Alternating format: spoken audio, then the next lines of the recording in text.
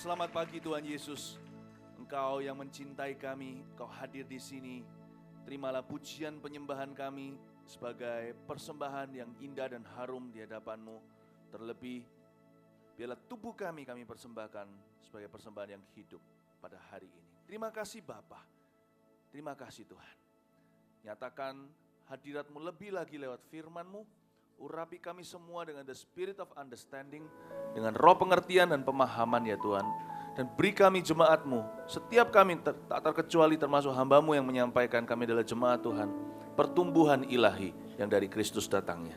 Dalam nama Yesus kami berdoa. Haleluya, amin. Puji Tuhan, berikan shalom kanan kirinya. Oh ya, ya kasih tepuk tangan untuk Tuhan juga gak apa-apa. Ya, silakan duduk, lihat kanan kirinya, shalom kanan kiri sekali lagi.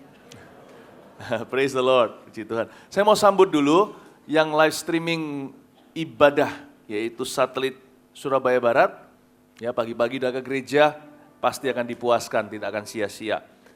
Surabaya Selatan juga, Marvel, ya, Jombang, GMS Madiun, ini unik sekali karena semalam saya bermimpi berkunjung ke GMS Madiun, nanti pasti akan digenapi Tuhan. Lalu GMS Bandung yang baru saja, tak lama yang lalu kami ke sana. Banyak jemaat baru juga yang di follow up, hadir di dalam ibadah. Shalom kepada Anda semua. Namanya tidak ada jarak dalam hadirat Tuhan, tidak ada tempat VIP. Tuhan ada di mana-mana, sekalipun Anda tidak di sini. Ya, kasih tepuk tangan untuk mereka. Terima kasih untuk doa jemaat. Kemarin pelayanan di Stadium Malawati Malaysia, baik dan juga pameran lukisan di sana sukses besar. Dan laporan kemenangannya menyusul, nanti next time berikutnya saya muncul lagi di sini untuk berkhotbah. Saya baru tampilkan karena belum bisa kami selesaikan. Ya. Nah, hari ini saya lanjutkan pengajaran di babak terakhir daripada seri tentang tentara, prajurit, apa namanya? Petani terakhir, prajurit, olahraga, atlet, dan petani. Mari kita sekarang buka bersama-sama 2 Timotius, pasal yang ke-2, ayat 1 sampai 7.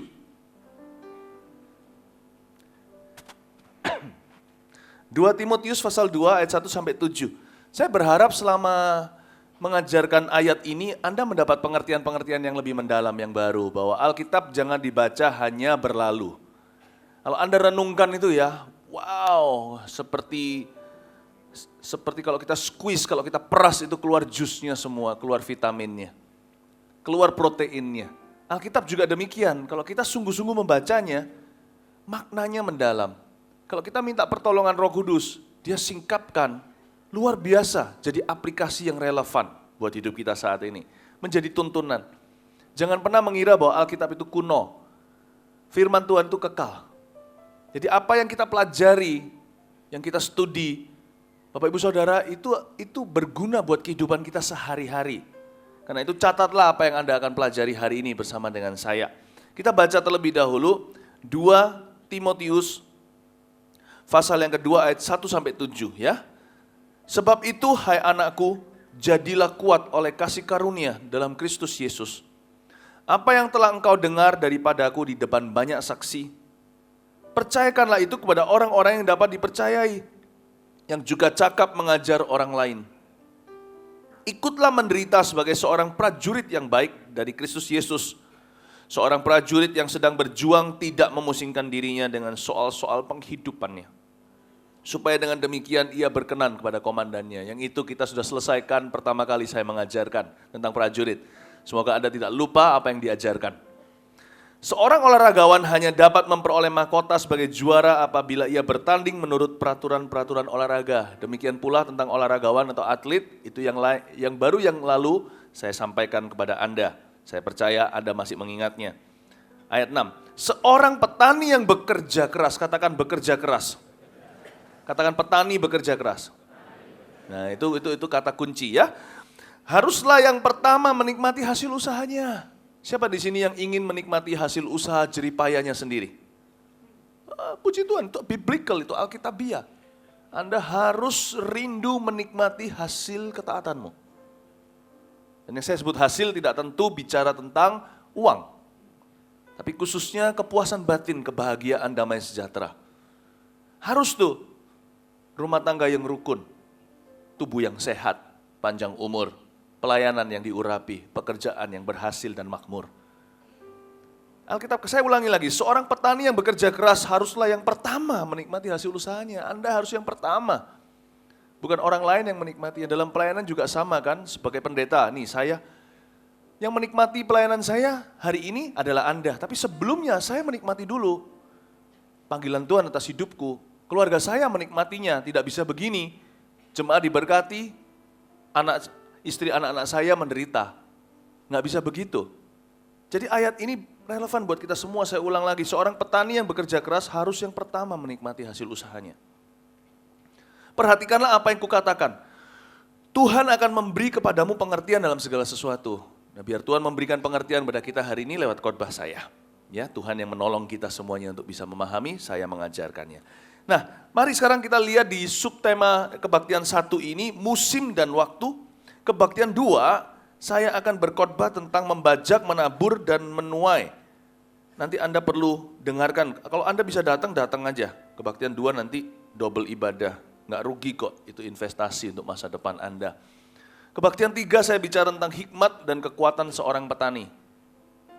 Kebaktian keempat, kitalah benih itu. Nanti saya jelaskan gimana Tuhan itu memakai hidup kita. Nah, kebaktian yang 1, musim dan waktu. Sudah dimunculkan di sini tadi? Udah ya, musim dan waktu. Ada ayat-ayat tambahan seperti biasa, Anda catat aja ayatnya. Nanti dipaparkan di depan supaya menghemat waktu. Pertama-tama munculkan dulu Kejadian 8 ayat 22. Di depan sini saja. Bapak Ibu sekali lagi, pelajaran tentang petani ini mengajarkan kepada kita tentang hidup kita sendiri.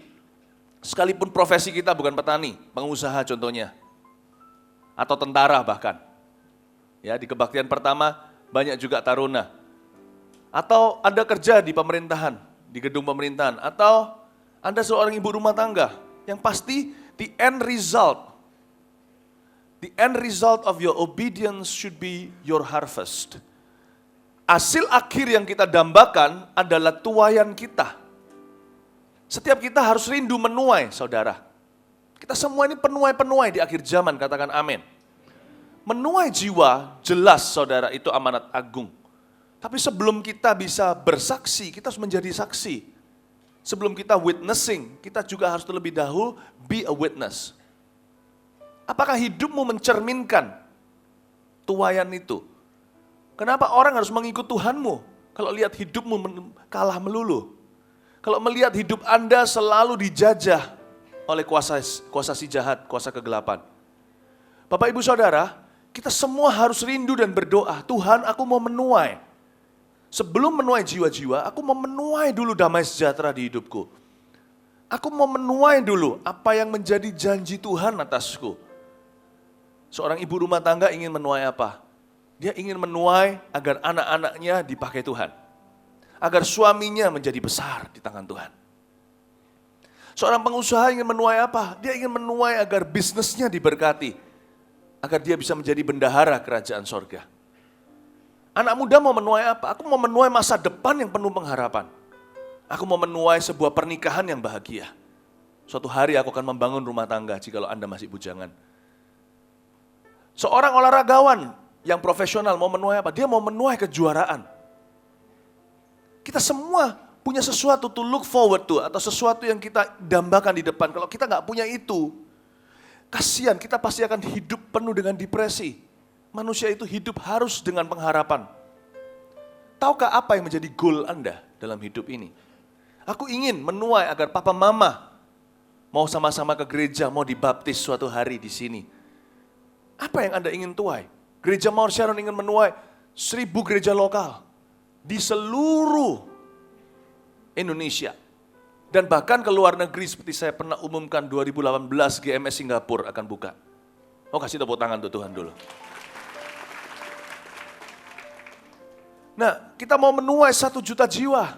What is your goal?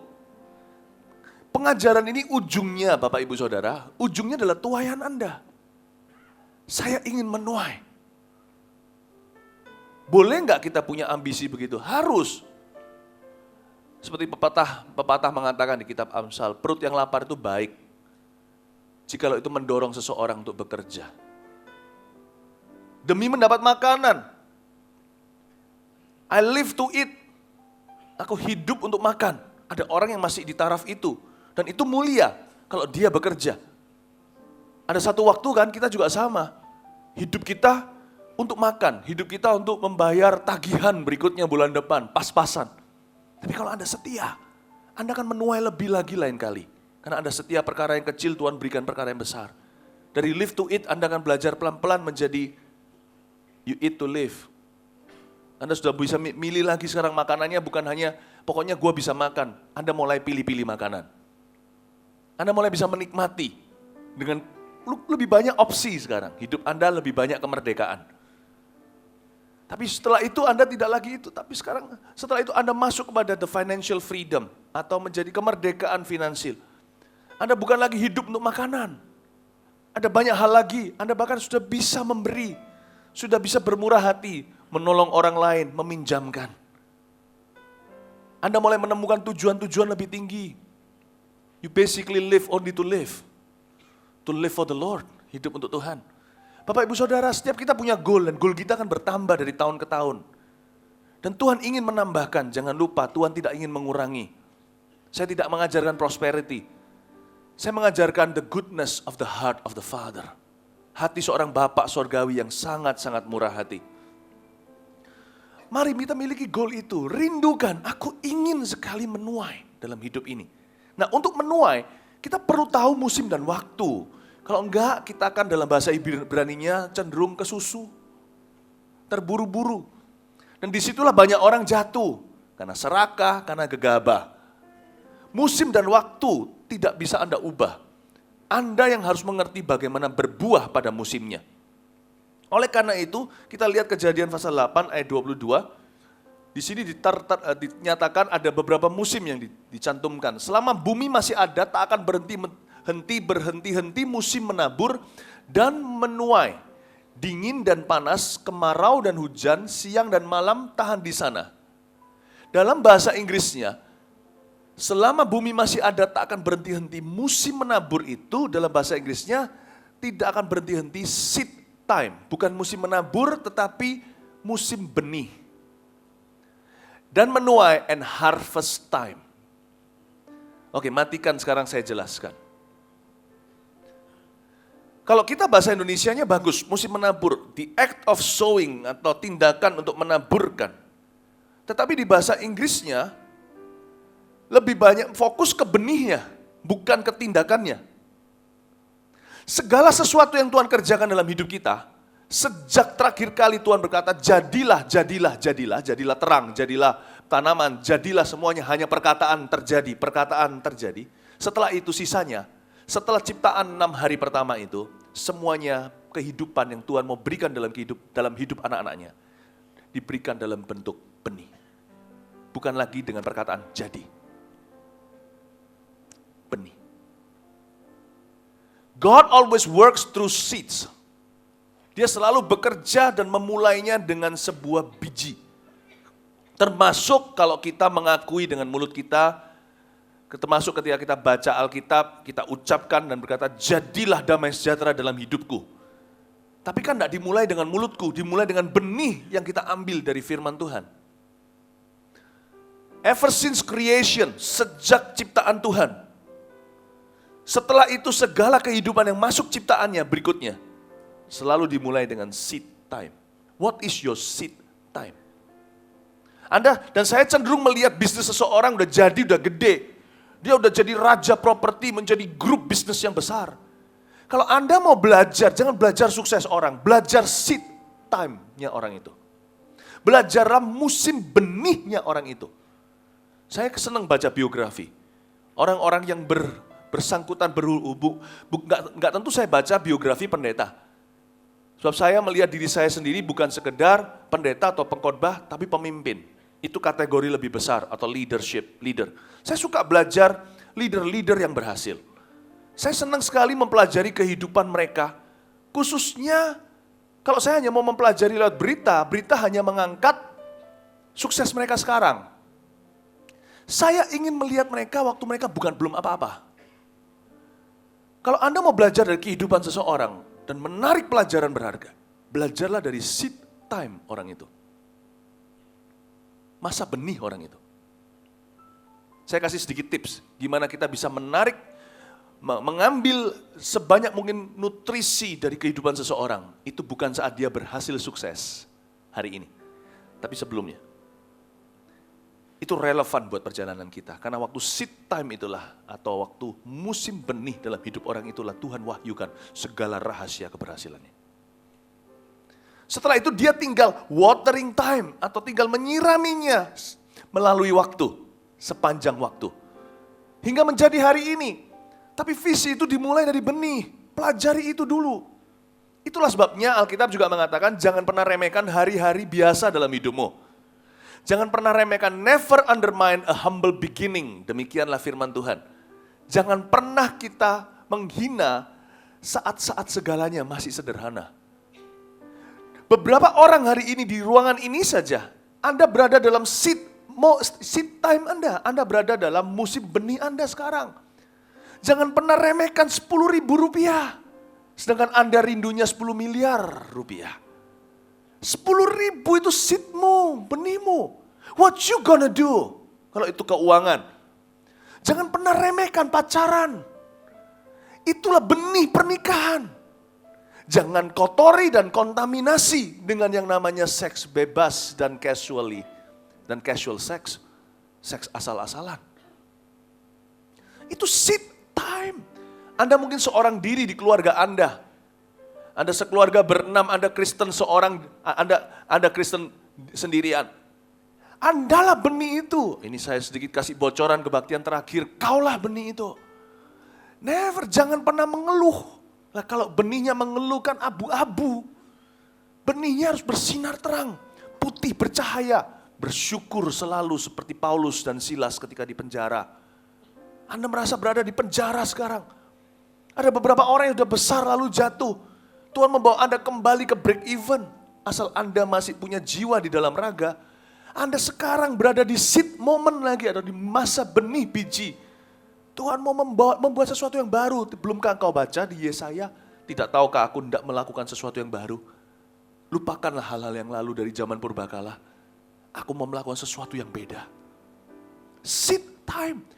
Di dalam masa seed time, atau masa biji atau benih, ketika seseorang kembali ke fase itu, sekalipun dia pernah besar dulu. Karena Allah kita adalah Allah yang memberi kesempatan kedua, ketiga, keempat, dan seterusnya. Karena selama kita masih hidup, Tuhan masih beri kita kesempatan. Berarti kalau Tuhan kembalikan kita ke masa biji itu lagi, musim itu lagi, berbuahlah di situ. Pasti ada new opportunity atau ada kesempatan yang baru. Amin Bapak Ibu. Jangan pernah remehkan. Orang kalau kesembuhan didoakan, ditumpang tangan segereja bahkan. Anda stroke, segereja didoakan. Anda belum langsung bisa seperti FKA gitu langsung lari di depan lompat-lompat seperti yang di FKA saya pernah lihat. Tapi Anda bisa gerakkan sedikit waktu di terapi. Anda berkata terima kasih Tuhan untuk biji. Aku berada di dalam baby step atau dalam langkah bayi. Terima kasih. Maka Tuhan akan tambahkan. Kadang-kadang tidak instan. Kadang-kadang progresif. Tapi apa yang membuat kita progres atau maju adalah kita mensyukuri biji itu dan selalu disirami dengan iman. Amin Bapak Ibu Saudara. Jangan anggap remeh. Kalau kita membandingkan dengan orang lain, suksesnya mereka ya mungkin kita kalah. Kemarin saya main basket dengan anak saya, kedua anak saya. Mereka senang sekali main basket. Warren sempat sakit. Ini sekarang, tapi puji Tuhan tadi malam udah gak panas. Ini lagi musim nih, anak-anak kita yang kecil-kecil, pada sakit semuanya. Ada, dalam nama Yesus saya berdoa anak-anak jemaat tidak akan ada yang sakit. Ya, saya doakan Warren, udah Warren 30, sempat panasnya sampai 39, berapa, sampai menggigil. Tapi anak cowok kan kepinginnya gerak, yang penting dia aktif. Kemarin bilang, Daddy, aku mau ikut main basket. Saya main basket sama kokonya, akhirnya kami main bersama-sama. Ya anak sakit tapi mau main basket, ya sudah gak apa-apa. Yang namanya boys will always be boys. Right?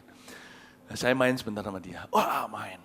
Udah. Selesai, anak saya Jeremy bilang, wow Dad, you think I've improved?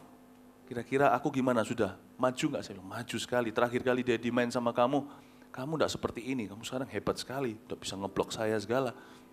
Tapi aku masih kalah, Dad. Aku masih kalah sama Daddy jauh. Ya iyalah nak, Papa ini main basket, itu lebih lama daripada kamu seumur hidupmu sekarang. Kamu baru umur 12, Papa udah mainnya 24 tahun mungkin. Oh iya, kadang-kadang kita membandingkan diri dengan orang lain. Kita lupa diri. Bahwa dibanding mereka kita masih baby. Jangan tergesa-gesa untuk membandingkan dengan orang lain, lalu Anda minder, lalu Anda putus asa. Lihat teman-temanku sudah jalan gitu, nggak usah bandingkan dengan sukses orang. Orang itu pasti juga mengalami fase-fasenya. Anda sedang berada di fase Anda, celebrate, rayakan fase itu. Nikmati level itu. Bersyukur dan ikuti Yesus, nanti Tuhan akan bukakan jalan. Amin Bapak Ibu Saudara. Jangan bandingkan dengan orang. Sebab orang yang suka bandingkan orang dengan orang yang lebih tinggi, nanti kalau dia sudah jadi tinggi, dia tinggi hati. Dia bandingkan dengan orang di bawahnya, lalu jadi sombong sekali. Kita hidup bukan untuk orang kok, Bapak Ibu Saudara. Kita hidup ini bercermin dengan Tuhan kok. Kalau kita bercermin dengan Yesus, Yesus tidak pernah berkata, kamu kok cuma segitu, dasar kamu. Nggak akan begitu. Karena Roma 8 katakan, Tuhan tidak pernah mendakwa kita. Roma 8 pasal 8 ayat 1. There is therefore no condemnation for those who are in Christ Jesus. Bapak Ibu Saudara, ada Tuhan sedang bertepuk tangan. Tuhan sedang semangati Anda, cayo. Ibrani 12 berkata demikian, bukan cuma Tuhan, seluruh sorga seperti awan yang mengelilingimu, menyaksikan engkau berlomba. Bapak Ibu Saudara, Anda dan saya punya juru selamat yang tidak mendakwa. Tapi juru selamat yang memberi kita semangat sekalipun kita pernah jatuh. Tanam itu. Seed time is a beautiful time. Because seed time is always headed for a harvest time. Karena masa benih selalu ujungnya adalah your harvest atau tuaianmu. Kasih tepuk tangan untuk Tuhan Yesus. Tuhan tidak pernah aja Anda putar-putar padang gurun lalu habis itu kembali ke Laut Merah untuk tenggelam di sana. Ku tahu rancangan apa yang ada padaku untukmu. Rancangan damai sejahtera memberimu masa depan penuh pengharapan. Tuhan kalau ajak Anda sekalipun sekarang muter-muter, itu karena Tuhan melatih iman Anda. Ujungnya itu selalu tanah Kanaan atau tanah perjanjian. Gak pernah Tuhan itu membawa kita ke kuburan. Tuhan itu membawa kita ke kehidupan. Jangan pernah curiga. Level Anda yang membosankan sekarang ini, ujungnya adalah sukacita. Ujungnya adalah tuaian. Tekun saudara, tekun. Tulis itu, T-E-K-U-N. Tekun. Amin Bapak Ibu Saudara. I love this. Musim dan waktu itu harusnya membuat kita mengerti bahwa kita tidak terjebak di dalamnya. Tapi kita sedang diarahkan ke sebuah tuaian. Pengkhotbah pasal 3 ayat 1-8. Bunyinya demikian. Ini agak panjang ya, nanti saya bisa berhenti di mana, tolong kasih kotak di dalamnya, saya di dalam kotak itu. Untuk segala sesuatu, ada masanya. Untuk apapun di bawah langit, ada waktunya. I love it. Sebelum kita lanjutkan ke ayat 2, munculkan aja gak apa-apa. Bapak Ibu Saudara, kita itu untuk segala sesuatu ada masanya, untuk segala sesuatu ada waktunya. Jadi di apa yang kita baca sebentar lagi semuanya sampai ayat yang ke-8, ini mengajarkan kita pentingnya timing segala sesuatu. Tahu enggak Anda bisa melakukan sesuatu yang benar di waktu yang salah, semuanya salah kaprah. Anda bisa melakukan sesuatu yang betul, tapi waktunya enggak pas, segalanya jadi enggak pas juga. Jadi penting sekali, sebagai seorang petani itu kelebihannya di sini. Anda pernah lihat petani enggak? Petani itu sense of timingnya kuat. Jangan pernah lihat mereka orang sederhana. Kalau kita lihat contohnya kita pergi ke luar kota lihat petani-petani bahkan mereka telanjang dada yang cowok-cowok sampai hitam tubuhnya disengat matahari. Tapi satu hal, mereka semua orang-orang visionary. Tahukah Anda? Hanya seorang petani yang bisa berdiri di sebuah tempat yang semuanya hanya tanah yang gak keruan, yang keras bahkan tidak bisa ditanami apa-apa. Dia bisa membayangkan dirinya berdiri di tengah-tengah ladang tuaian yang menguning. Makanya, padahal kalau dia kembali ke masa kini, padahal dia tadi berpikir masa depan, di tangannya hanya ada beberapa benih, tapi dia percaya akan ada harvest nanti. Seorang petani itu. Petani itulah sebabnya kalau petani kenal Yesus mudah beriman. Seorang petani itu visionary. Saya kagum dengan profesi ini. Ketika saya pelajari ini, saya jadi ingat waktu-waktu saya pergi ke luar kota, pergi ke pedesaan. Saya melewati dan lihat orang-orang bercocok tanam. Ini orang-orang hebat loh. Ini orang-orang yang memberi kita makan dari visinya loh. Mereka punya visi untuk menuai itu. Mereka ngerti waktu, kapan musim ini, musim itu. Mereka tahu. Bahkan ada beberapa di antara mereka pegang tanahnya aja dia tahu. Dia tahu sesuatu, kita nggak tahu. Luar biasa. Seorang petani itu sangat paham timing. Dan Tuhan mau kita seperti seorang petani. Sangat mengerti waktu dan musim. Untuk segala sesuatu ada masanya, untuk segala sesuatu ada waktunya. Ada musimnya. Do you know timing? Seorang petani tidak perlu punya jam atau jam yang mahal, jam tangan. Bahkan ada jam dinding di luar sana. Sebagai seorang petaninya Tuhan Yesus, kita semuanya harus mengerti the unseen clock in the world. Kita minta sama Tuhan, satu hal yang kita bisa mohon dari Tuhan Yesus adalah beri kita kepekaan. Ini bisa relevan buat kita dalam segala profesi atau segala urusan kita sehari-hari. Kasih kita kepekaan, sensitivity to the unseen clock of our Lord Jesus Christ. Atau kepada jam dinding yang tidak kelihatan di dalam Yesus Tuhan. Banyak orang di sini tuh salah timingnya. Saya kasih contoh sederhana. Tak lama yang lalu seorang keluarga kami, anggota keluarga kami masuk ke waktu itu ke gawat darurat, ke UGD. Tapi puji Tuhan, Tuhan tidak terjadi apa-apa. Bersyukur pada Tuhan. Nah, saya hadir dong karena ini anggota relative family dan family. Saya datang malam-malam hari, midnight lagi. Dan waktu saya datang di sana, karena ini Surabaya itu kecil, bukan kita itu terkenal. Banyak orang kenal. Jadi ketika datang ke sana, wah saya lagi sibuk ngaturin, oke, iya, saya lagi kunjungin. Salah satu di antaranya berkata, boleh nggak foto? Bad timing. Iya kan? Saya senang foto. Saya cinta orang, saya mengasihi manusia. Saya selalu beritahu sama companion, itu biarin aja nggak apa-apa, saya mau, saya seneng kok. Karena kami hamba Tuhan nggak punya fans, kami hanya punya friends. Kami bukan artis kok. Jadi saya foto. Cuman pada saat itu, maaf deh kalau fotonya keluarnya saya kurang senyum. Lah gimana anggota keluarga sedang di gawat darurat kok, semua itu tahu kok di sana. Terus saya diajak foto. Foto ya, lagi, sekali lagi. Selfie, loh gak pas loh ya. Amin Bapak Ibu Saudara, paham maksud saya enggak? Even though you love doing something, in the wrong time, you don't love doing it. Sekalipun Anda senang melakukan sesuatu, tapi kalau itu salah waktu, Anda tidak akan senang melakukannya. Penting tuh segala sesuatu ada masa dan waktunya. Nggak usah bicara yang supranatural, yang natural aja alami. Kita harus tahu diri, kita harus mengerti. Peka dengan segala situasi. Ada banyak rezeki atau blessing atau berkat yang tidak diberikan dalam hidup kita, nggak jadi alias nggak jadi atau batal. Bukan karena Tuhan membatalkannya, karena kita salah timing. Ya, belajar dari Esther si ratu itu. Dia tanya sama raja perkara yang luar biasa. Nunggu sampai raja kenyang dulu. Banyak orang nggak ngerti timingnya, pokoknya sikat langsung. Karena itu proposalnya tidak diterima.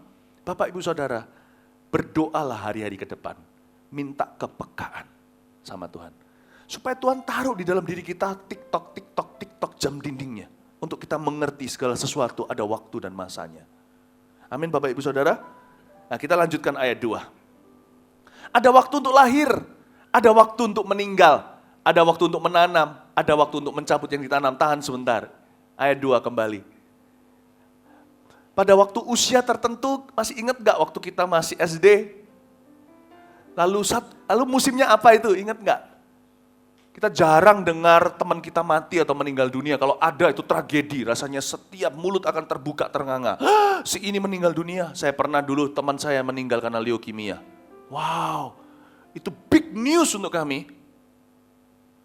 Tapi waktu itu ada waktu untuk lahir, waktu itu segala sesuatu yang kita dengar berita apa? Berita Sweet Seventeenan.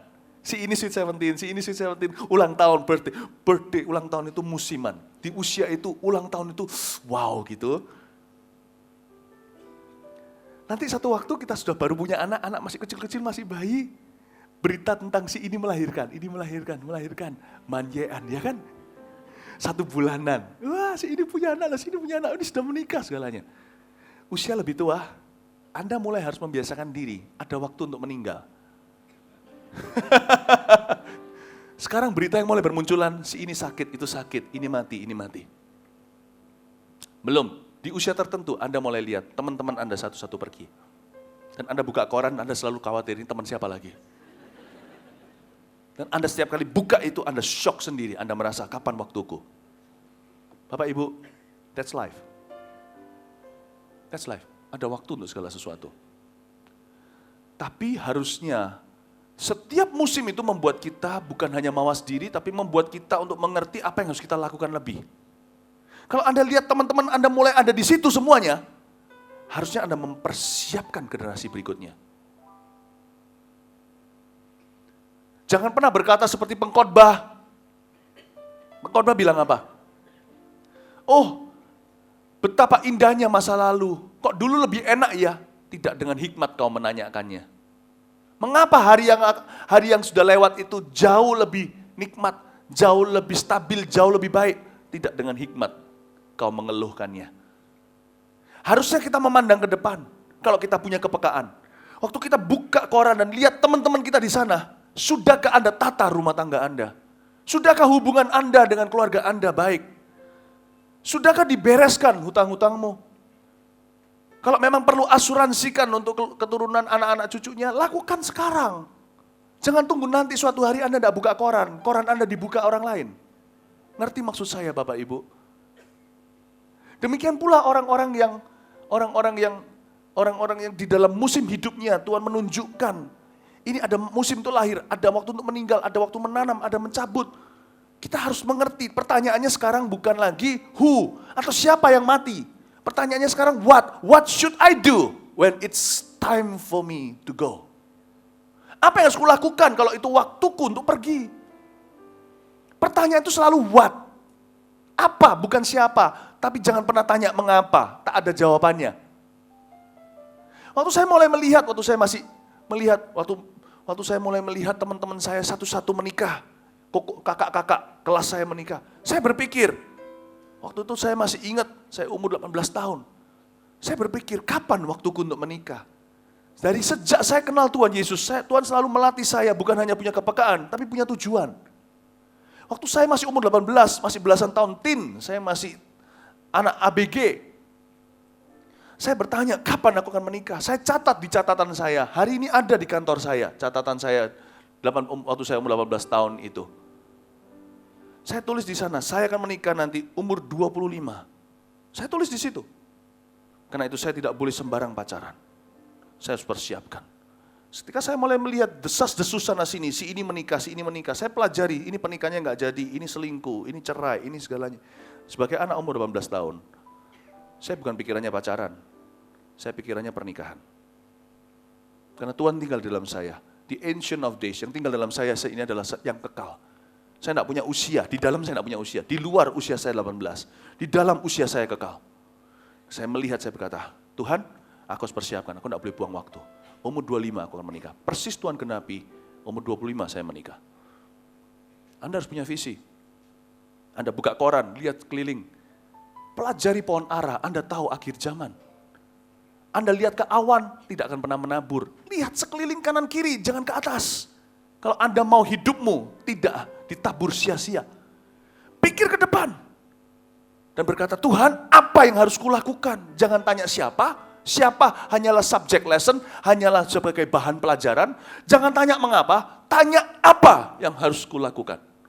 Seorang petani selalu berpikir, depan, dia lihat koran, wah, Lombok, ini apa namanya, mungkin satu tanaman, harganya jatuh. Ya kan? Nilainya tidak seberapa, tanam singkong saja. Dia selalu bertanya, apa sebagai pengganti kalau ini anjlok harganya. Dia tidak meratapi, Bagi dia itu penghidupan. Seorang petani Tuhan, yaitu kita semuanya, juga sama. Kita harus tanya, what must I do? Apa yang harus kulakukan? Jangan mengeluh. Jangan mengeluh. Amin Bapak Ibu Saudara? Amin.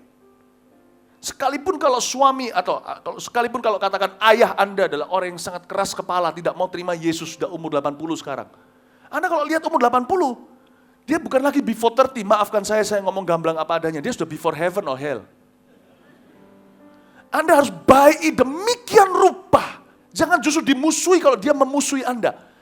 Jangan Anda kepahitan karena perlakuannya. Karena perlakuan dia kepada Anda, itu nggak akan mempengaruhi Anda kalau Allah memberkati Anda. Anda harus terpisah batin Anda kalau dia lukai terus. Biarin. Tapi Anda harus baiki dia, demi dia. Supaya nanti paling tidak Anda targetkan di ranjang kematian beliau. Anda bisa berdiri dan beliau berkata, betul selama ini anakku ini baik. Dia mau dituntun terima Yesusmu. Pertanyaannya jangan bertanya, why, kenapa kau perlakukan aku begini? Orang tua sendiri. Don't do that. Tidak ada gunanya, tidak ada jawabannya. Jangan juga who atau siapa, Anda akan lihat kanan kiri, Anda saling membanding-bandingkan. Tanya, what, Tuhan apa yang harus kulakukan untuk dia? Baik. Pastikan komunikasi masih ada terbukanya. Paling tidak celah masuk ketika nanti dia sebelum mati. Untuk Anda selamatkan jiwanya. Sedangkan perlakuan dia sama Anda, tidak ada efeknya. Kalau Tuhan memberkati Anda, siapa musuhmu? Amin Bapak Ibu. Mari jadi petani yang melihat musim dan berkata, oke, aku harus tanam ini. Melihat musim ini, musim gagal ini, saya harus tanam itu. Seorang petani itu jeli. Dia tidak mengeluh. Karena dia tahu tanahnya harus dikerjakan. Kalau dia meratapi, dia tidak berbuat apa-apa. Dia tidak menabur, maka tidak akan ada tuaian. Amin Bapak Ibu Saudara, kita lanjutkan lagi ayatnya. Anda di ayat 3 sekarang ya. Anda di level mana sekarang? Kalau buka koran, Anda lihat ulang tahunan atau Anda lihat? Nggak tahu. Ada waktu untuk membunuh. Ini bukan suruh apa? Siapa itu yang bunuh orang itu? Kanjeng. Bukan ya, ini membunuh maksudnya di sini. Ada waktu untuk membunuh, ada waktu untuk menyembuhkan, ada waktu untuk merombak, ada waktu untuk membangun. Ada waktu untuk menangis, ada waktu untuk tertawa, ada waktu untuk meratap, ada waktu untuk menari. Ada waktu untuk membuang batu, ada waktu untuk mengumpulkan batu. Ada waktu untuk memeluk, ada waktu untuk menahan diri dari memeluk. Dan juga selfie. Ada waktu untuk mencari, ada waktu untuk membiarkan rugi. Ada waktu untuk, ini senang saya, ada waktu untuk mencari, ada waktu untuk membiarkan rugi. Saya pernah kasih nasihat seorang beberapa pengusaha, let go, udah rugi, let go. Jangan terus cemplung lagi dan itu, let go. Sebelum sebentar lagi kankernya naik ke meja makanmu. Ada waktunya biarkan rugi, supaya Anda bisa bangkit kembali. Daripada seperti orang judi, masuk lagi, akhirnya hilang segala-galanya. Sometimes, dibutuhkan kepekaan dan hikmat Tuhan untuk kita tahu ke arah mana kita harus menuju. Ada waktu untuk menyimpan, ada waktu untuk membuang, ada waktu untuk merobek, ada waktu untuk menjahit, ada waktu untuk berdiam diri, ada waktu untuk berbicara. Ini banyak orang salah, ayat 7 munculkan lagi. Ada banyak waktunya ketika kita harus membuat keputusan sebagai pemimpin perusahaan atau pemimpin gereja atau pemimpin apa, kita diam. You're not supposed to be silent where your word is much needed. Anda tidak boleh diam ketika perkataanmu dibutuhkan sebagai arahan. Yang ini banyak orang cuci tangan, termasuk keluarga di sini. Anda harus hati-hati. Papa terutama, saya juga seorang papa.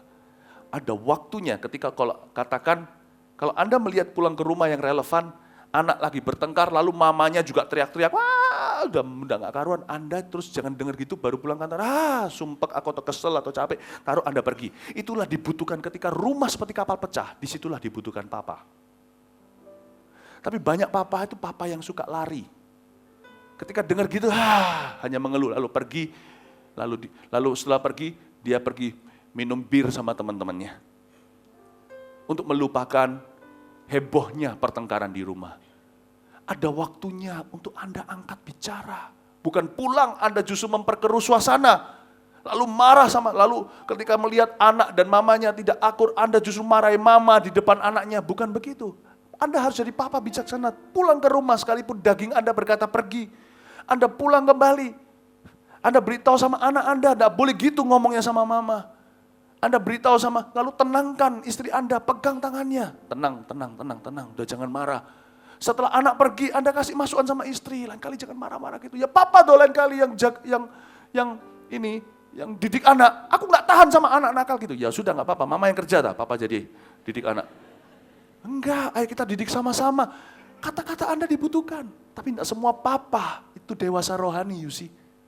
Ada banyak orang itu kawin tapi tidak siap nikah. Paham maksud saya? Kawin karena biologi, karena hormon. Bukan karena dia siap jadi kepala keluarga. Itulah sebabnya saya paksa. Dan Tuhan paksakan di gereja ini setiap pria yang sudah menikah harus dewasa rohani. Anda tidak bisa pimpin keluarga Anda kalau Anda tidak dewasa. Tidak bisa. Anda butuh Tuhan. Kalau Anda sudah menikah, sudah terlanjur, tidak akan kami ceraikan. Kami akan paksa Anda untuk cepat bertumbuh. Yang laki-laki di sini semua dengarkan. Saya tidak minder, saya baru menikah 17 tahun, Anda sudah menikah mungkin 25-40 tahun. Tapi kalau rumah tangga Anda sebagai kapal pecah, Anda perlu duduk dengar saya ajari. Apa artinya jadi seorang ayah. Semua di sini yang laki-laki, harus semuanya dewasa rohani. Anda tidak perlu bisa doa seperti istri Anda kalau di menara. Raba-raba bernubuat segala. Nggak harus. Anda bisa tenang. Iman tenang, tapi dengan wibawa, dengan ketenangan, dengan Kristus. Cukup kok, Anda bisa membesarkan keluarga. Justru Anda harus angkat bicara kalau keluarga Anda pecah. Nggak boleh diam. Setahu saya, banyak ayah itu yang avoid. Udahlah, gua kerja aja, kasih lu orang uang. Mendidik anak, serahkan full ke mama. Makanya istrinya senewan. Makanya istrinya nggak karuan. Apalagi kalau anak Anda cowok. Cowok biasanya mempan hanya sama ayah. Percaya enggak? Ini tentu ada perkecualian, tapi pada dasar, pada umumnya, anak laki-laki lebih mempan sama papa. Apalagi kalau anaknya laki, 5 lagi. Papanya cuma kerja doang. Memang secara kuantitas Anda tidak banyak karena Anda di kantor, mama di rumah. Istri Anda di sana. Tapi secara kualitas, kalau Anda tidak bisa kasih kuantitas, kasih kualitas dong. Anda dengar rumah kayak kapal pecah, Anda jangan mengeluh dan salahkan istrimu. Anda justru harus menolong dan membantu. Pulang, taruh tas Anda, tutup pintu, jangan ikut emosi. Lerai mereka dulu. Tegur anaknya kalau anaknya kurang ajar sama mamanya. Kamu tidak boleh gitu, nggak usah pakai emosi, nggak usah dipukuli, nggak usah pakai gitu. Keluarin sabuknya, anaknya sudah ketakutan. Ternyata cuma mau ganti pakaian. Nggak usah begitu, nggak boleh begitu. Jangan justru marahi mamanya di depan anaknya. Papa macam apa itu? Mengajarkan pada anaknya untuk tidak menghormati mamanya sendiri. Tegur anaknya dulu, benar salah ngomong nanti. Kamu nggak boleh gitu sama mama. Paling tidak itu kalau bukan mamamu itu istrinya papamu. Udah diam aja, udah keluar dulu. Papa kalau turun tangan, diam rumah. Sudah keluar, kamu ngapain marah-marah begitu? Nah baru ngomong sama istrinya. Bak itu di dalam, jangan di depan anak. Setelah itu Anda tenangkan istri Anda, lalu bicara isunya. Biasanya, mama dan anak tidak bisa selesaikan 2 jam, papa selesaikan dalam waktu hanya 10 menit. Angkat bicara yuk pak, jangan diem waktu engkau dibutuhkan. Ada waktunya diam. Tapi di dalam situasi itu kalau Anda diam, Anda berdosa sama keluargamu. Keluargamu hancur itu di bawah pengizinanmu. Paham maksud saya Bapak Ibu Saudara? Ada waktunya untuk bicara, ada waktunya untuk diam. Ketahuilah apa yang harus kau lakukan, di mana dan kapan. Minta pertolongan Tuhan. Itulah sebabnya kita butuh tuntunan Roh Kudus dalam segala perkara. Dalam kehidupan sehari-hari itu paling butuh. Saya lebih butuh Tuhan di hidup saya sehari-hari daripada waktu di gereja. Karena di dalam gereja ini semua sudah di-set, kebaktian 2 jam. Saya tinggal 26 menit khotbahnya. Ini di depan saya. Ayatnya sudah ada di PowerPoint-nya. Gampang, saya tinggal jalankan. Hidup sehari-hari itu yang tidak terduga. Saya lebih butuh Tuhan Yesus di hidup saya dari Senin sehari-hari daripada waktu saya khotbah. Bukan berarti kalau saya khotbah nggak butuh Tuhan Yesus. Sebab saya ceritakan Tuhan Yesus. Tapi di hidup sehari-hari itu penuh abu-abu, you see. Nggak bisa amin, haleluya. Kita semua butuh untuk bertumbuh. Itulah sebabnya saya dorong yang pria-pria di sini. Kalau belum ikut MSJ, ikut. Nanti kalau anaknya tanya, "Pah," kalau anaknya masih kecil, tanya, "Pah, kenapa Tuhan kok ada 3 ya?" Ya nggak tahu, tanya mama. Jawab sendiri. Kalau dia tanya Anda, berarti Anda yang harus jawab dong. Tahu nggak paling menjengkelkan apa? Kalau kita send satu message sama orang, cuman muncul R. Nggak pernah dibales. Banyak orang tua juga gitu, banyak papa juga gitu.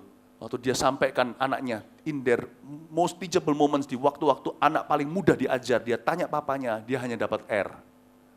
Sudah terbaca, tidak ada balasan. Kalau dia tanya Anda yang jawab. Ke MSJ cepat, supaya Anda bisa jawab, "Oh iya, Tuhan itu ada 3 memang." Jangan begitu jawabnya, itu salah. Tuhan kita hanya A1, dan dia adalah Esa. Kita Pulangan berkata demikian. Anda harus bisa jawab anak-anak Anda. Tahu nggak paling sulit itu menjawab pertanyaannya anak-anak kecil? Saya kalau ditanya sama anak saya itu lebih gampang, saya itu Q&A, question and answer di atas panggung. Tapi itu masa-masa paling berharga ketika anak itu bertumbuh dalam Tuhan. Anda harus berperan, ada waktunya angkat bicara, jangan serahkan ke pendeta. Ada waktunya diam, ada waktunya berbicara. Dan pastikan ketika berbicara, bobot Anda tahu apa yang Anda ucapkan dan katakan. Amin Bapak Ibu Saudara? Ayo yang pria-pria di sini, ya cepat. Kalau Anda belum membenahi diri, ikut. Siapa di sini yang belum ikut MSJ? Angkat tangan. Yang cowok terutama, nggak apa-apa. Angkat tangan, 1, 2, 3, angkat tangan. Nggak apa-apa. Ya, apa adanya. Iya, ayo ikut ya. Cepat ikut, kasih tepuk tangan untuk mereka itu nanti yang akan ikut. Praise the Lord. Anda lanjutkan lagi ayat-ayatnya. Ada waktu untuk mengasihi, ada waktu untuk membenci, ada waktu untuk perang, ada waktu untuk damai. Terus, ayat 10, ayat 8, oh udah ya? Oh udah ayat 8 ya. Oke, kita baca, jadi kita harus mengerti sekarang sekali lagi, we must know, kita harus tahu the seasons of the Holy Spirit in our lives. Atau kita harus mengerti musim-musim Roh Kudus di dalam kehidupan kita. Dan musim-musim itu silih berganti, tidak seperti musim jasmani. Kalau musim jasmani mudah terduga, sekalipun sekarang itu lebih tidak menentu. Di Indonesia biasanya kalau itu kan musim hujan, tapi sekarang nggak tentu ya. Di masa yang harusnya panas tiba-tiba hujan dan sebagainya. Tapi kalau di Amerika contohnya, musim-musim itu sudah terduga. Kapan musim kemarau, setelah kemarau ada musim gugur. Musim gugur, lalu habis itu musim dingin, winter. Setelah itu musim semi, mana kembangnya keluar semuanya. Kita sudah tahu, pakaian sudah disiapkan. Pakaian winter ditaruh ketika sudah mulai masuk ke semi, lalu masuk ke musim panas. Sudah disimpan di dalam lemari. Musim dunia bisa terduga, sekalipun sekarang lebih tidak menentu. Musim Roh Kudus susah diduga. Anda harus peka, ngikut Tuhan dengan dekat tiap hari. Karena tiap hari bisa terjadi winter. Dalam waktu winter, sebentar lagi bisa fall. Lalu dalam hari yang sama tiba-tiba summer. Anda tidak akan mengerti. Karena Alkitab mengatakan, Yesus memperingatkan, Roh Kudus seperti angin. Anda tidak tahu dia kemana pergi dan dari mana dia datang. Anda hanya bisa merasakan hembusannya. Oleh karena itu Bapak Ibu Saudara, untuk kita bisa mengikut Tuhan dengan successful, dengan berhasil, kita harus peka dan berjalan dekat dengan Tuhan. Every morning, tiap pagi saya nggak berani langsung masuk ke kehidupan sehari-hari tanpa saya berserah diri dan minta pertolongannya. Ada satu tempat itu yang kayak gitu. Dalam satu hari itu bisa winter and summer. Kalau saya pernah dulu ke Australia, tempat itu namanya Melbourne. Bisa dingin, bisa panas, banyak orang kalau nggak tahan bisa sakit di sana. Tapi juga tidak se-ekstrim itu, nggak ada winter dan summer. Paling lebih windy, berangin, atau bisa panas. Kita nggak pernah tahu, ya kan? Kalau dalam kehidupan ini, jauh lebih nggak menentu. Anda nggak pernah tahu apa yang akan segera kau hadapi di depanmu. Lebih dari Melbourne, lebih dari manapun, kota manapun di dunia ini yang hawa cuacanya tidak bisa terduga. Anda juga tidak pernah tahu kapan typhoon akan datang seperti yang menerpa Taiwan barusan. Hidup ini penuh dengan taifun, Anda tidak akan pernah tahu apa yang akan terjadi. Karena itu jangan hidup dalam dosa. Karena ketika taifun datang, Anda tidak akan siap untuk bisa meresponi dengan baik. Dan bahkan Anda tidak bisa berada di posisi untuk menghibur keluargamu atau menguatkan mereka. Atau menjadi solusi. Selalu kita harus komitmen diri kita ini menjadi bagian dari solusi. Bukan bagian dari persoalan. Kebanyakan orang itu sinchan, troublemaker. Sedikit orang yang bagian dari solusi. Pertanyaannya, apakah Anda adalah bagian dari solusi bagi hidup orang lain dan keluarga Anda, orang-orang yang Anda cinta, atau Anda justru adalah biang keroknya, bagian daripada permasalahan? Saya selalu berusaha hidup di dalam hidup ini adalah komitmen saya, kadang-kadang saya gagal, untuk selalu menjadi bagian dari solusi, bukan persoalan. Saya tidak mau menjadi extra baggage, yang mahal, yang harganya harus dibayar oleh orang lain. Apalagi oleh keturunan. Anda pernah masuk check-in, bagasi Anda terlalu berat, per kilo berapa? Tiba-tiba harus bayar ratusan dolar. Saya pernah lakukan itu. Terus saya pindah. Saya masih ingat, dari Singapura saya pindah, saya pulang ke Indonesia, bawa barang-barang saya waktu saya sekolah. Buku-buku segalanya, nyesel saya. Ternyata buku-buku itu nggak berguna, hari ini sudah outdated atau sudah old fashion. Sekarang mereka keluar yang baru-baru, saya bawain pulang, bayar itu, papa saya yang bayar. Per kilo berapa? Nggak cukup. Banyak orang juga begitu. Dia menjadi beban berat buat orang lain. Jangan pernah berkata itu free. Anda jangan sampai ada perasaan, nggak apa-apa, orang mengerti. Anda bilang nggak apa-apa. Itu karena orang lain tidak menuntut Anda. Karena orang yang paling Anda cinta lah yang bayar harganya. Kita hidup nggak karuan, anak kita yang bayar kiloannya. Anak kita yang bayar dengan kurang bahagia pernikahan mereka, hancurnya yang namanya gambar diri mereka, masa depan mereka terpengaruh sama kita. Jangan jauh-jauh, ngerokok aja. Yang bayar itu orang yang nggak ngerokok. Anda nggak kanker paru-parunya nggak apa-apa, mati tua. Istri Anda itu yang kanker paru-parunya, second hand smoking kills. Second hand smoking itu sama sekali tidak smoking. Atau perokok kedua, itu tidak merokok sama sekali, hanya menghirup asap rokok Anda. Jangan pernah bilang apa yang Anda lakukan tidak ada hubungannya sama orang lain. Apa yang kita lakukan, orang lain yang bayar. Atau orang lain yang tuai. Kalau Anda adalah taburan Tuhan, benih dari Kristus, orang lain menuai. Karena Anda, keluarga Anda, keturunan Anda diberkati. Karena Anda, dibawa Anda nanti, pernikahan anak cucu Anda, mendapatkan patron dari Anda. Karena Anda, mereka tidak usah mulai dari nol. Anda sukses hidupmu seperti batu loncatan bagi mereka. Banyak orang itu hoki. Bukan karena mereka itu dapat lotre, bukan karena mereka itu dapat segala kemudahan dalam hidup mereka. Hoki karena mereka punya orang tua atau siapa yang terlebih dahulu berjalan di depan mereka yang bayar harga untuk mereka. Pernah nggak Anda pergi diajak nonton sama teman? Premier contohnya. Langsung Anda berkata, aku mau beli. Oh enggak usah, sudah disiapkan. Lalu tinggal kasihkan ke Anda. Di amplopnya begitu. Ada tulisannya kursi Anda, nomor Anda. Seneng kan? Orang lain bayar harga, Anda tinggal nikmati, duduk nonton, dapat popcorn gratis. Banyak orang itu hidupnya kayak gitu. Dan saya mau anak-anak saya hidup seperti itu. Bukan movie, tapi hidup.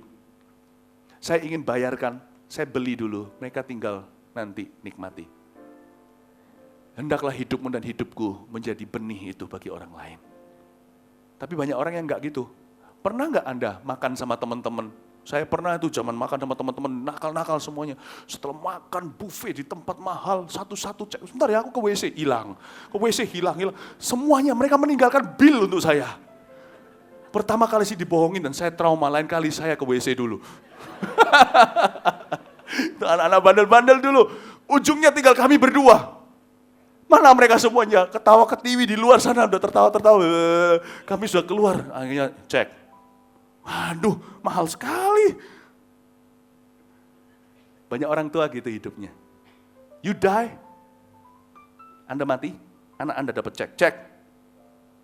Bill, anak Anda yang bayar. Nggak cuma anak sih, istri, orang sekelilingnya, orang Kristen yang lain gara-gara kelakuan Anda dapat cipratan. Saya sering tuh sebagai pendeta, sebagai orang Kristen terutama, di masyarakat ini saya dapat cipratan yang nggak enak, saya dapat semprotan, kecaman, karena perbuatan orang Kristen yang lain. Jadi kadang-kadang itu, gemes. Paling tidak izinkan aku bayar sendiri untuk dosaku gitu. Kalau aku yang melakukan itu, sedikitnya hati itu bisa terima kalau aku itu dikecam. Orang lain yang lakukan kok sekarang mereka semuanya kecam ke saya. Dasar kalian orang karismatik, dasar kalian orang Kristen, pendeta memang begitu. Saya bilang, loh. What did I do? There are many irresponsible Christians out there. Dan banyak orang Kristen nggak bertanggung jawab. Anda kira bahwa Anda melakukan tidak ada yang bayar? Orang Kristen yang lain yang bayar. Tuhan Yesus yang bayar. Namanya dirugikan. Bapak, Ibu, Saudara, pahami dengan jelas. The seasons of the Spirit of God. Musim daripada Roh Kudus dalam kehidupan kita. Mari kita sungguh-sungguh menjadi petani dan menjadi benih. Ya, oke, terakhir Markus 4 ayat 26 sampai 32 munculkan di depan sini. Anda belajar sesuatu? Amin. Ya.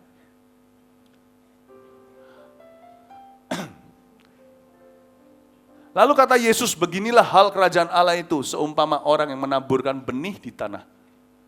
Lalu pada malam hari ia tidur dan pada siang hari ia bangun dan benih itu mengeluarkan tunas. Tangkainya udah ada gitu ya. Tunas itu makin tinggi. Anda pasti kecil dulu pernah kan tanam cambah itu? Pernah ya, saya pernah. Saya bisa, anak kecil, wow, keluar itu seneng sekali saya. Kayak seolah-olah anak kecil itu polos ya, lihat gitu aja bisa senengnya, bangga. Aku hari ini menumbuhkan cambah. Dan tunas itu makin tinggi, bagaimana terjadinya? Tidak diketahui orang itu. Ayat 28. Bumi dengan sendirinya mengeluarkan buah, mula-mula tangkainya, lalu bulirnya, kemudian butir-butir yang penuh isinya dalam bulir itu. Terus. Apabila buah itu sudah cukup masak, orang itu segera menyabit sebab musim menuai sudah tiba. Berhenti sampai sana aja. Ya, oke. Coba dari sini kita lihat, matikan ini.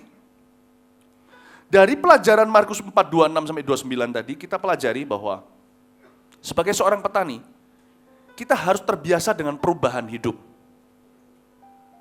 Seorang petani sangat mengerti bahwa pertumbuhan tanamannya selalu melibatkan banyak level-level perubahan.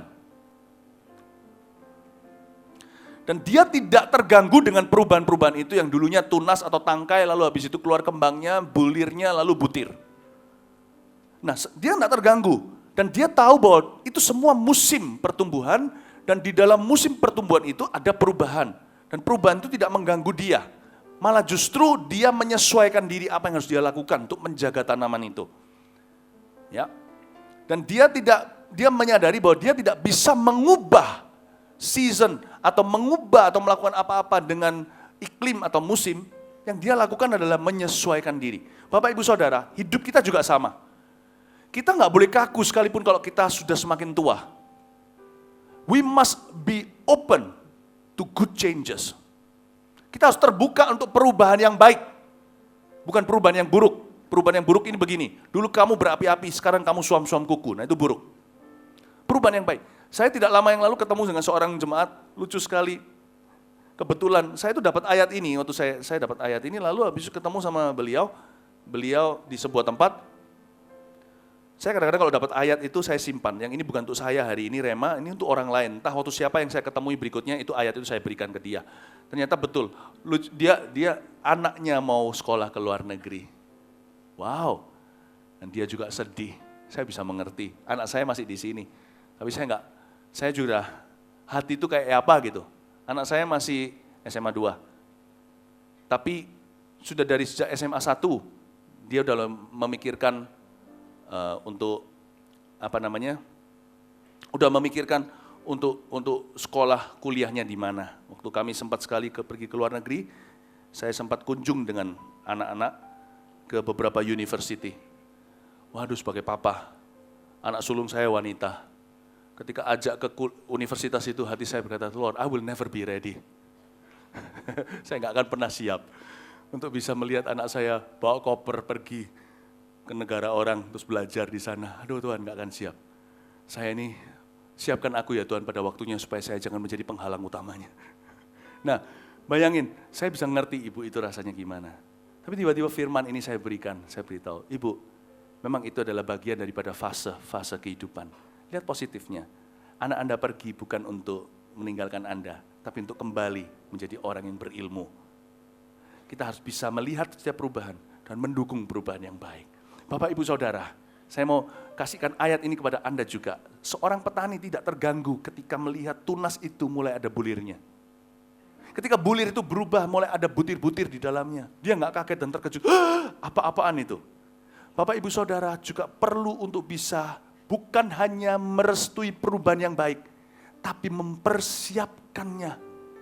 Bukan hanya merestuinya, tapi mempersiapkannya.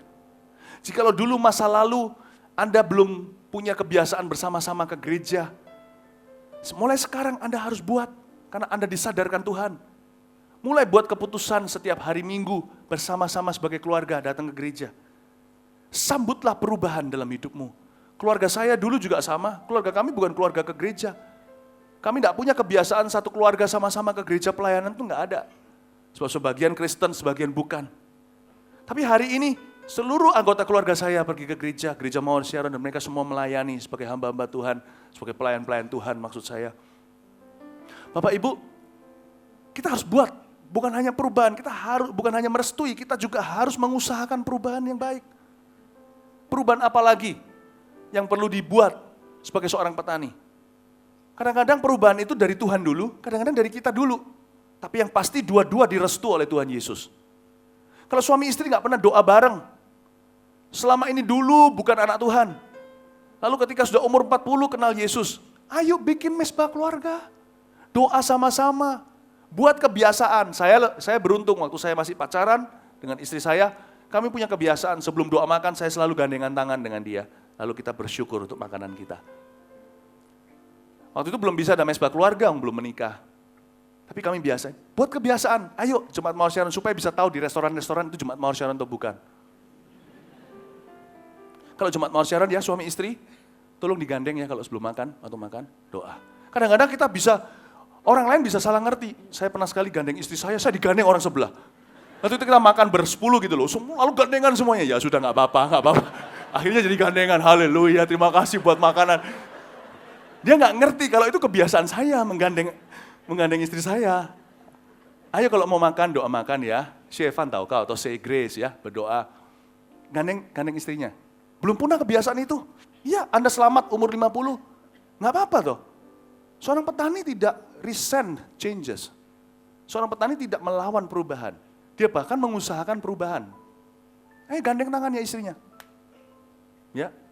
Terus berdoa, Tuhan Yesus terima kasih buat makanan minuman. Waktu saya gandeng gitu, biasanya mbak-mbak dan mas-masnya yang pelayan-pelayan restoran langsung mundur. Dan dia lihat, nggak peduli saya tetap gandeng istri saya dan doa.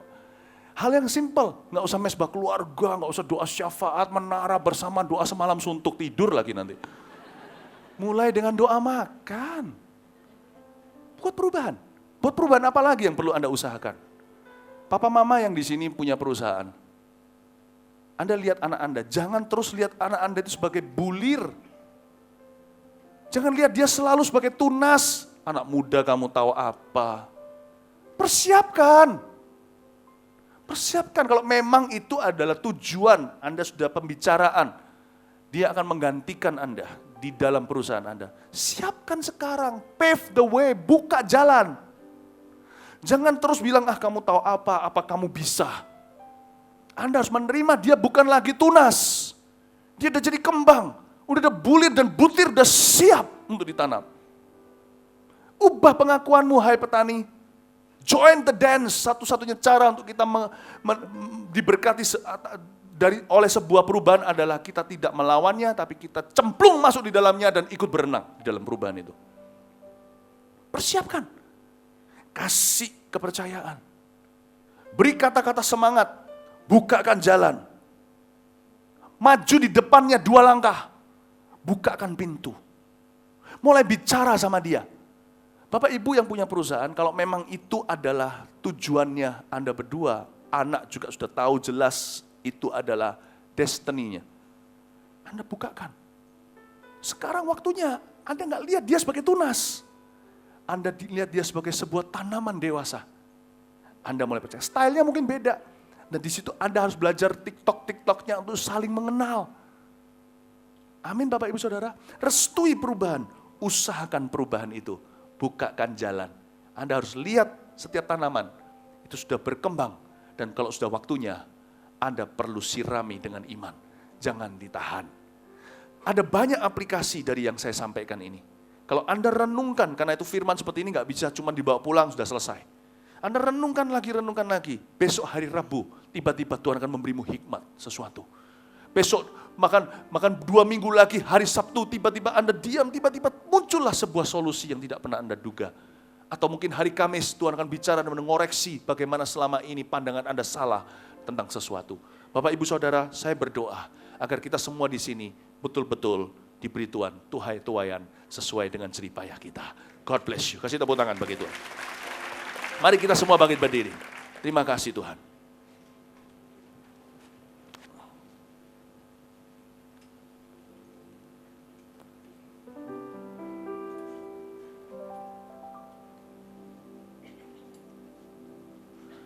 Satu hal yang saya pelajari dari Tuhan Yesus adalah, selama ini saya praktekkan dalam pelayanan dan profesi saya menuai selalu pada musimnya.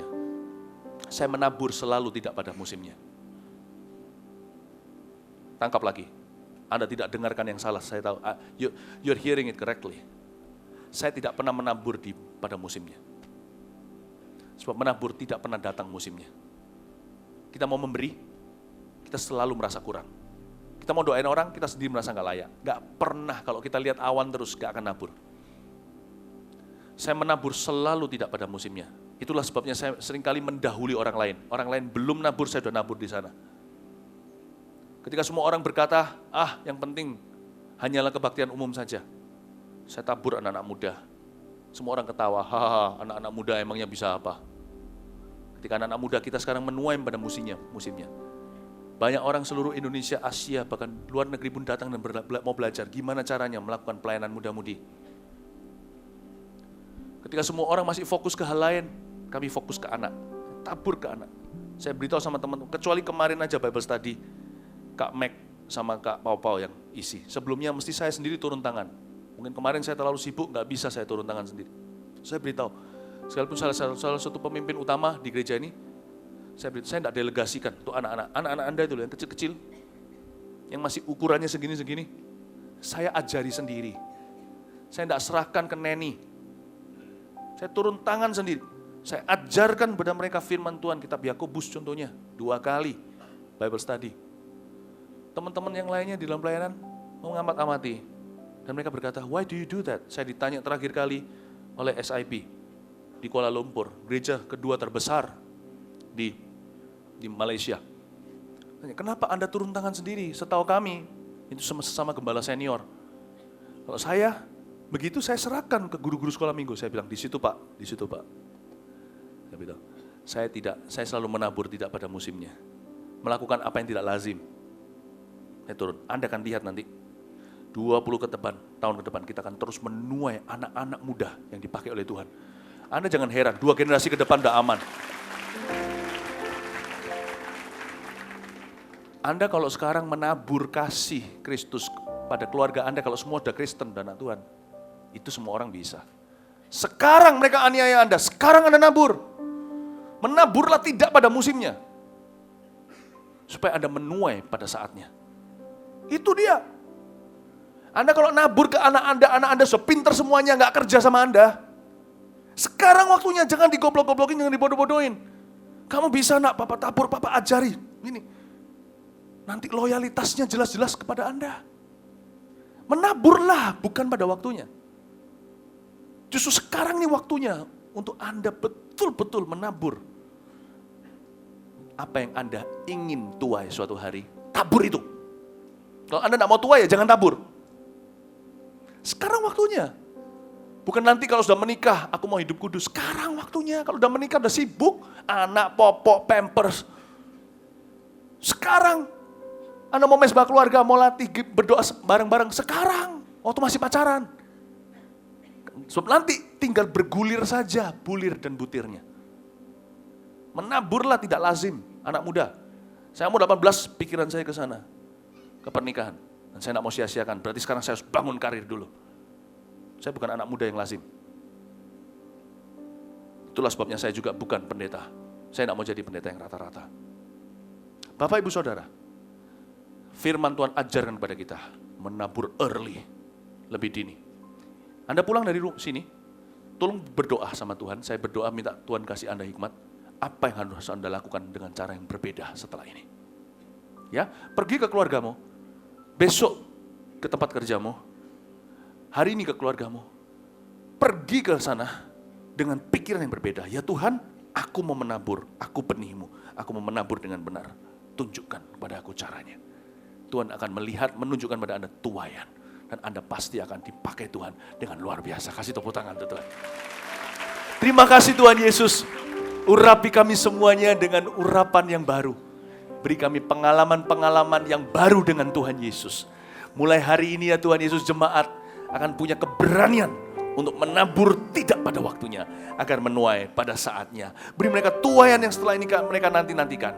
Dengan waktu yang berjalan di depan mereka, waktu tidak berjalan sia-sia.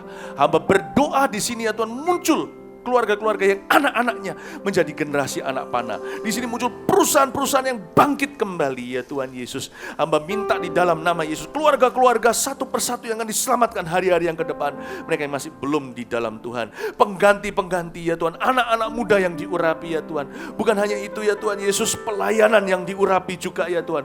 Orang-orang ya Tuhan yang menabur ya Tuhan Yesus firman Tuhan ke dalam ladang Tuhan, yaitu umat manusia.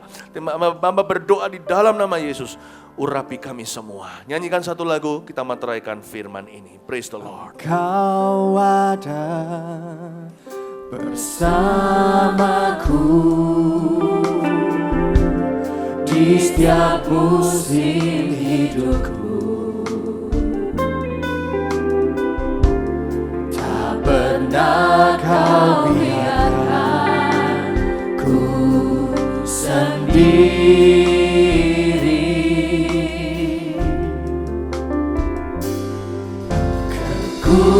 Kekuatan di jiwaku adalah bersamamu Tuhan. Adalah bersamamu. Tak pernah ku ragukan kasih-Mu. Bersamamu Bapa. Bersamamu Bapa, ku lewati semua perkenanan-Mu yang teguhkan hatiku. Engkau yang bertindak, memberi pertolongan.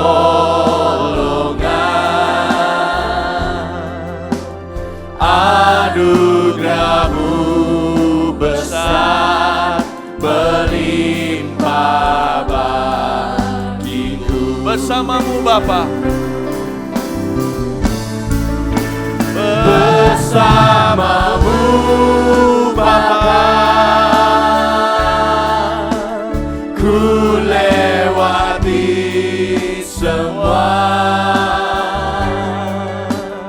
perkenanan-Mu yang teguhkan hatiku.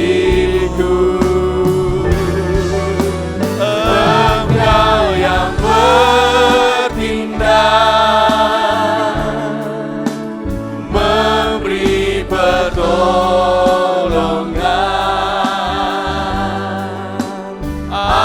Anugerah-Mu besar, melimpah bagiku. Bersamamu Bapa.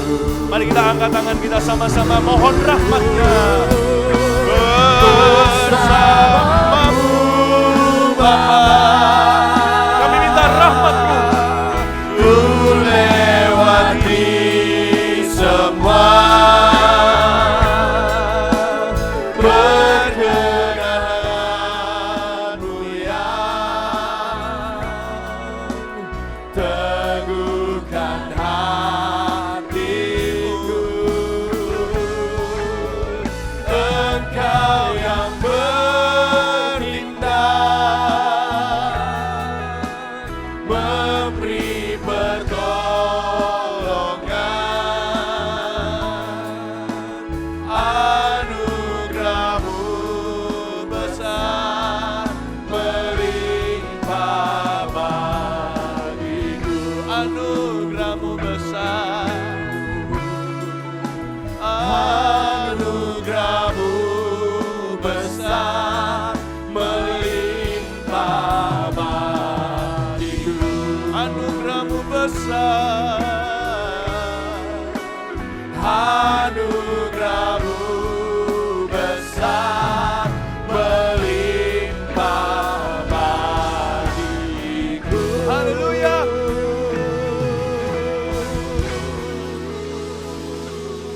Mari sekali lagi mengangkat tangan, terimalah anugerah dan rahmat dari Yesus Kristus.